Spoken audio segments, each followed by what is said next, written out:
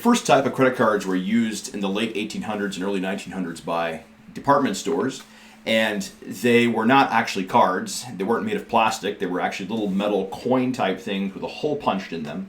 And somebody could wear these around their neck or on a key ring or something, and they could bring them into a particular department store, and when it was time to pay, they could just show this coin to the clerk. And the clerk could look at the coin and copy a customer number off of that little coin, and then that amount would then just get charged to the customer's charge account, which would then be settled up later. This made it really convenient for families that had multiple people shopping, because you could give one of these coins to mom and give one to dad and one to a sister and one to a brother, and they could take these coins in and charge stuff to the account, and then whoever the head of the household would then end up paying for the whole bill at the end of the month. That was the first kind of device that was used as a credit card. However, there were some issues with these coins, not the least of them being the fact that the customers' names were not recorded on these coins, just the customers' numbers. And so it made it pretty easy for someone to mistakenly get the wrong account number or mistakenly get the wrong account number. And so a more secure kind of way of charging stuff in department stores was developed. It's called the Charge-A-Plate. And it looks somewhat similar to a credit card today. It was a plate maybe about this size, about 4.5 by 2.5 inches, and on the plate was embossed, which means raised up off the plate, was embossed the customer's number and name and any other pertinent information as well. And so when a person made a purchase, the plate would be taken and it had the raised embossed information on it, and a piece of paper would be laid on top of it, which was a receipt for the purchase that was being made, and then the clerk would just press on top of the paper and it would emboss into the paper the customer's account information and stuff, and then they would write the amount that was being charged. And then that would be passed on to the billing department, and they would put together a bill for later. And so these cards could either be carried by the customers themselves, in a pocket or something, or they could just be kept in the store, and they would go to like a filing cabinet full of these cards and then get out yours and let you use it to make your transactions. So that was kind of another step toward the modern credit card. In the 1940s, airlines began issuing airline travel cards that people could use to buy airline tickets. And they were another big step toward the modern credit card, because these airlines gave people 15% discounts for using these cards, which was somewhat similar to the rewards programs that credit cards offer today. And these airlines also let people pay in installments rather than paying the entire thing at the end of the month. And so it was another big step towards the modern credit card. In the 1950s, the Diners Club card became the very first charge card that could be used at multiple places, multiple stores. Because up until this point, all these charge cards were either tied directly to one particular department store or one particular airline. Now, the Diners Club card lets you use your card at different stores. So it was a pretty big move toward the modern credit card. But it still wasn't like a credit card, because you still had to actually have the whole thing paid off at the end of each month, or at the end of each billing cycle. The first actual modern credit card was issued in 1958. It was called the Bank AmeriCard, and it allowed what's called revolving credit, which means that when you pay your bill, you're actually paying the bill from last month, so you pay the full amount from last month, but you actually have already started charging stuff for this month's bill. And so you never actually have to bring your account all the way down to $0.00. You can just make sure you've got the account paid off 1 month ago. So that's called revolving credit. And that is the first example of the modern credit card, the Bank AmeriCard. Today, the Bank AmeriCard has become Visa, and Visa is probably the most widespread type of credit card out there. We are going to accomplish these things in class today. By the end of the class, you're going to be able to list and define the 3 different categories of money. You're also going to be able to explain why credit cards are not considered a form of money. And lastly, you'll be able to evaluate whether or not credit cards are a good idea for you. So let's begin with some review. First off, pause the video, go to Quizlet, and do the Chapter 8 and Chapter 9 terms there in Quizlet, and then come back. Okay, now that you have reviewed the Quizlet terms, let's do a little bit of review here as well. In 9.1 in this chapter, in 9.1 we learned about the three functions of money. The three functions of money are the following. They are to provide a form of exchange. Money makes it much easier to buy and to sell things. It is also to be a measure of value, which means that you have sort of a built-in or baked-in sense for how much $1 is worth, how much $10 is worth, and so it makes it easy for you to then go and buy and sell things because you kind of have a relative idea. You have an idea of the relative value of things, and you wouldn't go buy a motorcycle for $1 million because that wouldn't make any sense. And you wouldn't pay $10,000 for a cheeseburger because that also wouldn't make any sense. You have a good relative understanding of how much something's worth because of money. And then lastly, the last function of money is to provide a store of value. So money allows you to save up money to be used later on, rather than trying to provide all of the food that you might need after you retire. You can actually just save money to buy the food after you retire. We also looked at the 6 characteristics of money. They are portability, durability, homogeneity, divisibility, constancy, and intrinsic valuableness.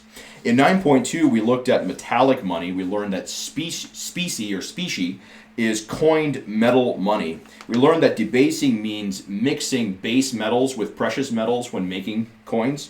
We learned that Gresham's law states that bad money drives out good money. We also learned that face value means the value that a government or an issuing organization stamps on the face of a metal coin. We learned that inflation, which is the increase of prices, takes place when the amount of money in circulation outpaces the amount of stuff that can be bought with that money. And finally, we learned that deflation, which is the decrease of prices, takes place when the amount of stuff to be bought outpaces the amount of money that's in circulation. And in 9.3, we learned that legal tender is any form of money that has been declared a valid means of payment. We learned that paper money was first created when goldsmith banks began issuing deposit receipts, and people began using these deposit receipts instead of the gold itself. We also learned that fractional reserve banking started when these goldsmith banks began only keeping a fraction of the deposits in reserve and lent out the rest to people who were looking for loans. And then lastly, we learned that the U.S. government's money and most modern currencies today are called fiat money, which is money that are currency systems that are based entirely on a government's assurance that the currency will work, rather than being based off of a precious metal such as gold. Let's move on to our topic for today, which is the money supply. So first off, we're going to be learning about the 3 different M designations for money: M1, M2, and M3. Before we begin, though, I want to explain what traveler's checks are, because traveler's checks are part of the M1 money supply designation, and I'm guessing you and many other people are maybe a little unsure of what traveler's checks even are. And the reason that traveler's checks are very unpopular today is because of the widespread use of credit and debit cards. But let me explain what traveler's checks are and why they're important to this designation. So the way to get a traveler's check is to go to a bank that issues traveler's checks, and there's still many of them out there. You go into the bank and you say, hey, I would like to have a particular amount of money's worth of traveler's checks. And so let's say it might be like $2,000 worth of traveler's checks, and they may give them to you in $100 increments, so you get 20 of them. So you get 20 of these traveler's checks, and you then, in the presence of the clerk, sign each one. And then you pay for the traveler's checks. You give them $2,000, and they give you $2,000 worth of traveler's checks. They probably also would charge you a little bit for making the transaction, so it might cost you $2,010 or something. So the bank issues these checks to you, and then you can travel anywhere in the world and use these checks. And so let's say you take a trip to Thailand, and you've got these $2,000 worth of traveler's checks with you.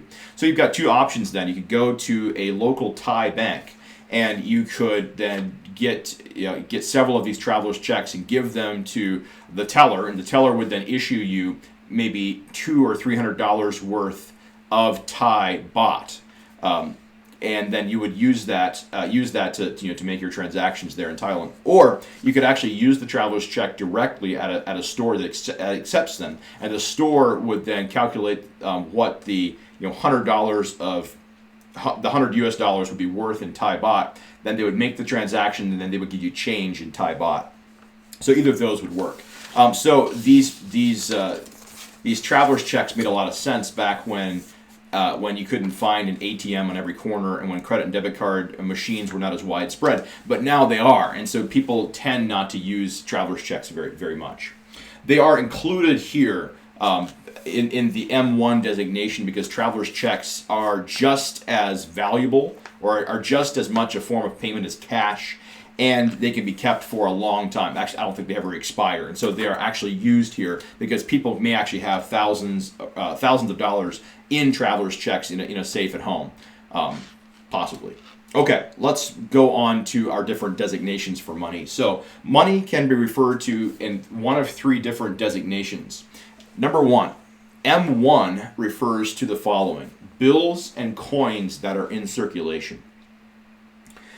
Second, traveler's checks, which I just described to you, traveler's checks being just as usable as money. And three, demand deposits in banks. So what are demand deposits? Demand deposits are checking accounts. They're any accounts where you can draw money from the account using either a check or a debit card. They are included here in M1, which is money. M1 means money that's very easy to get to. They're included here in M1 because you can very easily demand money from your checking account. So those three things again are bills and coins, traveler's checks, and then demand deposits in banks or checking accounts in banks. So those three things formulate M1. It's the money that is incredibly easy to use. It's ready to go. It's liquid. It's ready to go. The second designation then is M2, which refers to the following. It includes everything in M1, and then it includes everything that's called near monies or near money, which is assets that can be converted into M1 quickly. And this would include savings accounts.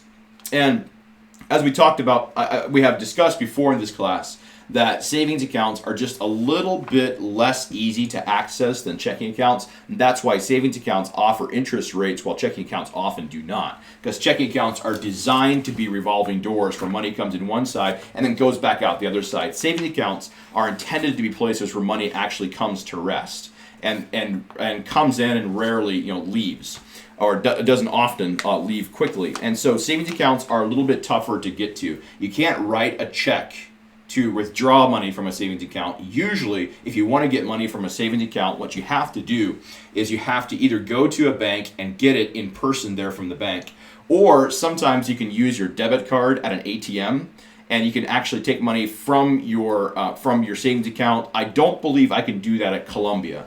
And so for me, the only way that I can get money from a savings account is to go to Columbia Bank in person and ask for it, or I can go online or on my app and I can transfer money from my savings account or accounts into the checking account, and then I can access money from the checking account, get money from the checking account.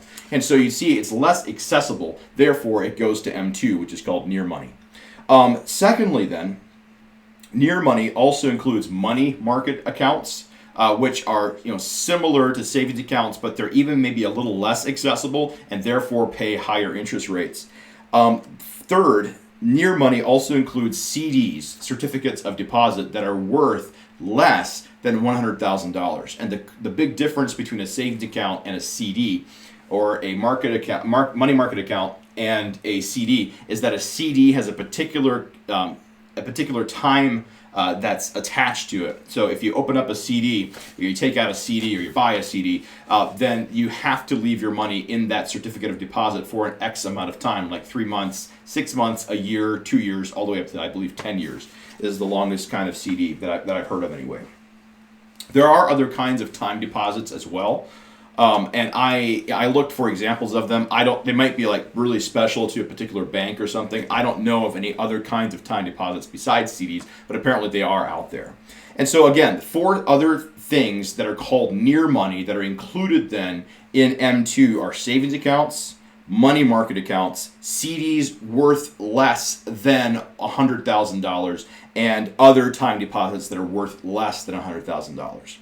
And then we have our final designation, which is M3, and M3 refers to the following: all the things that are in M1, all the things that are in M2, and then something that's called near money, which would be time deposits such as CDs that are greater in value than $100,000, and also large deposits that are held by large companies. And so this one is quite a bit tougher to kind of understand. I think it's a lot more complicated, and our textbook really doesn't describe it at all, and that's as far as I'm going to take this as well. So let me just recap that to make sure you understand this. M1 refers to bills and coins, traveler's checks, checking accounts. M2 refers to everything that I just mentioned, plus savings accounts, money market accounts, CDs, and other time deposits. And both the CDs and the other time deposits need to be worth less than $100,000. Then M3 essentially refers to everything else as well. But more specifically, it would be CDs and other time deposits that are greater in value than $100,000, and then also large holdings that are held by large corporations or large companies. All right, so here is the most recent money supply data, and this is as of February 2020. The Federal Reserve issued these numbers. So how much money does the United States actually have? So number one is going to be M1. So how much M1 do we have? That's all the money in circulation, all the bills and coins in circulation, any traveler's checks, and any checking account balances. And that whole amount in the U.S. amounts to $4 trillion. $4 trillion. To put that in perspective, the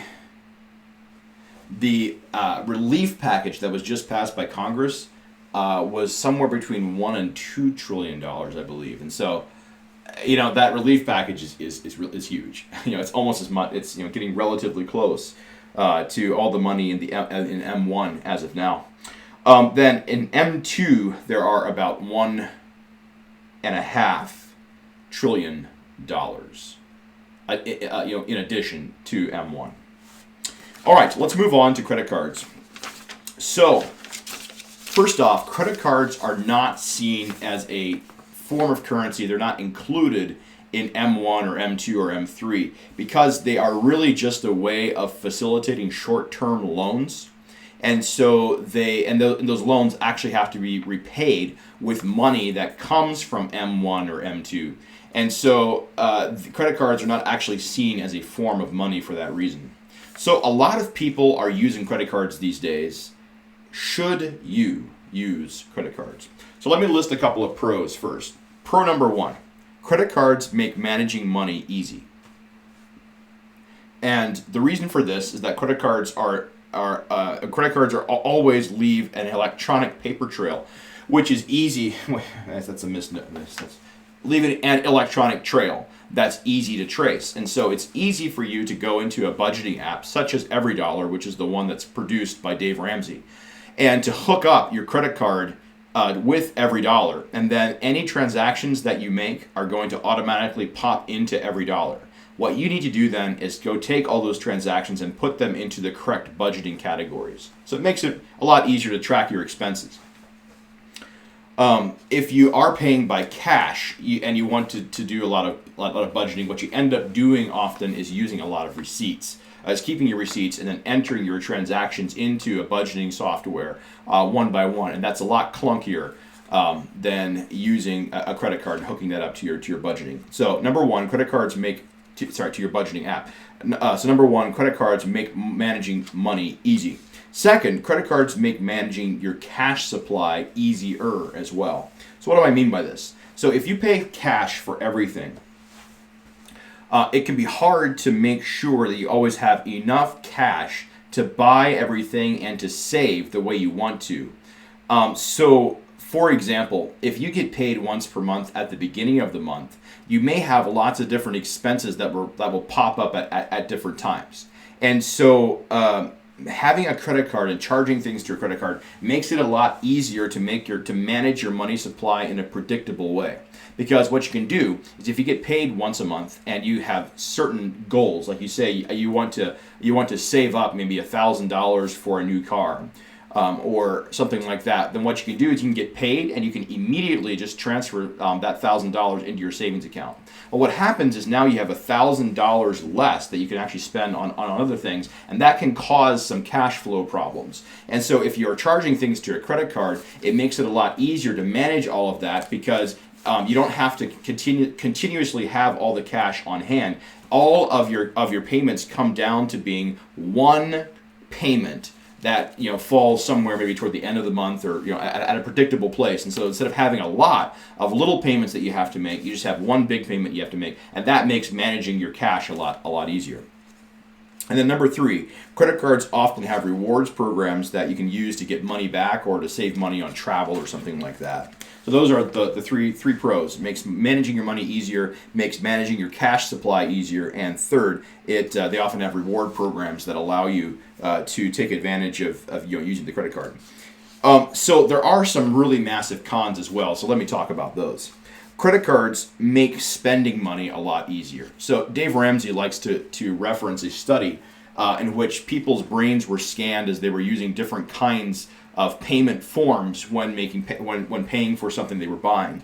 And what he found was that the part of the brain that registers pain lights up a lot more when people use cash to pay for something than when they use a credit card.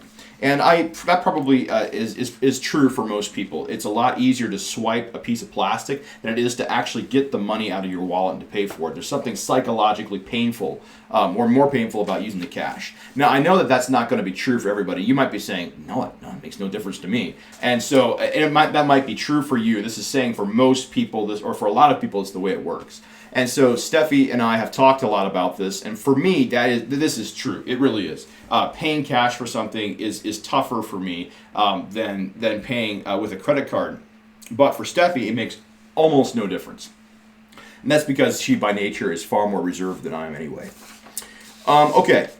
Second con of using credit cards is that credit cards allow you to spend more money than you actually make. So if you're paying cash for everything, you can only pay cash until you're out of cash, right? And so you simply can't go into debt. And that's the Dave Ramsey method. The argument is that you make your money ahead of time, you put it into envelopes or something like that, and you just spend until you're out of money. You never spend more than you actually have. The issue with that is you're going to run into cash flow problems sometimes, but the method is clear-cut. It absolutely makes sense. You cannot go into debt if you just use cash. Credit cards allow you to spend more money than you actually make, so you can go into debt. That's a problem. Third, credit cards charge a high interest rate if you can't pay the card at the end of each month. You can't pay your bill at the end of each month. And often the APR, which is a way of calculating the amount of interest that's being charged, is often something around 20%, which means that if you take up all the money that you've borrowed and that you couldn't pay off over a year, they'll charge 20% of that value per year. That's a lot of money. Incredible amount of money to pay in interest. Number 4, credit cards charge expensive fees if you mess up. So if you are the kind of person that might forget to pay a bill, you can expect a pretty big charge for missing a payment, and so that could hurt. That could hurt and start adding up as well. And not only do you get charged, you actually get charged interest then on those charges. And then lastly, number 5, the rewards programs can really fool you. You see, credit card companies use these programs as bait, and they get people to bite on the bait, and once you've bitten the hook, they make money off of people who then can't actually pay their bills or forget to pay their bills. And so these credit card companies are really smart. They know what they're doing, and they have a plan for each and every one of you. They probably have a profile for each and every one of you, not specifically, but they know that that Tyler acts in a certain way, and Ashton acts in a certain way, and Mick and Jess, you guys all act in a particular way, and they know how to market to you. They are smart. So here's my summary. Number 1, do not use a credit card unless you manage your money. And so what do I mean by managing your money? Well, first, you have to have a budget. If you don't have a budget, then do not get a credit card. And don't think to yourself, you know what? I remember what Mr. Chris said. I'm going to get a credit card and then I'm going to start budgeting my money. No, you're not. You've got to think this one through. Do not get a credit card until you have actually made a budget and you have stuck to that budget for at least 3 months. Okay, make a budget, stick to it, and then fit the credit card into your budget. If you don't, believe me, the credit card companies have a plan for you. It's like there's two entities out there that have a plan for you. God does, and the credit card companies do too. All right. So if you don't have a plan for how to deal with the credit card, they have a plan for you, and includes you paying them a lot of money. So do not get a credit card until you are managing your money, and that means having a budget for a while, for at least 3 months. Also, what do I mean by managing money? It means that you actually have a set time, like on a Saturday or something, where you are going to sit down at your desk and you're going to deal with any bills that you have. Because if you have a credit card and you forget to make your monthly payment, that can get really painful really quickly. And so you need to have a credit card. You need to have a time to pay off that credit card. So managing your money means you've got a budget and you have a time when you sit down to take care of any financial issues, any financial things you have to take care of. So unless you have those two things, do not get a credit card. Just don't. You're going to get into trouble. Credit card companies are really smart, like I've mentioned, and they have a plan for you, and they know how to market to you, they know how to grab you, they know how to get you to use their product. And they hope that they can get you to use the product and overspend so they can start charging you for using that product. You're never, ever going to be smarter than the credit card companies, but you can, if you choose to use a credit card, you can use them well, but just always remember they are smarter than you, and they have you figured out, and they know how to get you to spend more money. So just be really, really, really careful with credit cards. I and Steffi, we do use credit cards, but I started off my life, I'm speaking from experience here. I think in my low 20s when I got my very first credit card, I wasn't really budgeting at the time, and I very quickly mismanaged the credit card. And it wasn't a lot, and I was able to pay it off real quick and stuff. And so I didn't get into a huge problem. But I did just recently talk with one of my friends who just recently was able to pay off all of his credit card debt that he had accrued because he was trying to maintain the lifestyle of his friends. And he didn't make as much money as they did, so he charged things to a credit card, and it caused him years of problems, years of issues. And so don't let that become you. It can become a real issue for you. Steffi and so I started using credit cards. Steffi did not. She had a debit card only, and then once we got married, we then began using credit cards. And so that's getting credit getting a credit history built up is a whole different topic for a different time. But I'll just say that Steffi, not having had a credit card earlier before our marriage, made it difficult, and actually made it impossible for her to be on the mortgage of our first house because she had no credit score, and so I wasn't able to get her onto that mortgage for that reason. So there are actually reasons to use credit cards to build credit, but once again, Dave Ramsey says that that reason for getting a credit card is not a good reason at all. So it kind of depends who you want to listen to as far as building a credit score goes.